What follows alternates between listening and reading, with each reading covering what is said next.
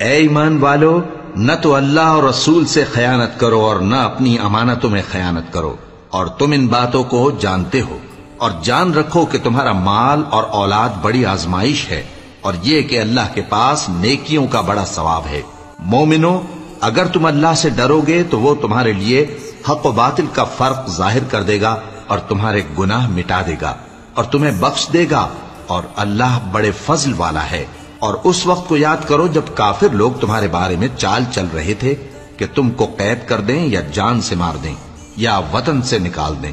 تو ادھر تو وہ چال چل رہے تھے اور ادھر اللہ تدبیر کر رہا تھا، اور اللہ بہترین تدبیر کرنے والا ہے۔ اور جب ان کو ہماری آیتیں پڑھ کر سنائی جاتی ہیں تو کہتے ہیں یہ کلام ہم نے سن لیا ہے، اگر ہم چاہیں تو اسی طرح کا کلام ہم بھی کہہ دیں، اور یہ ہے ہی کیا، صرف اگلے لوگوں کی حکایتیں ہیں۔ اور جب انہوں نے کہا کہ اے اللہ،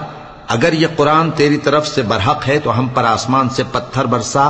یا کوئی اور تکلیف دینے والا عذاب بھیج دے،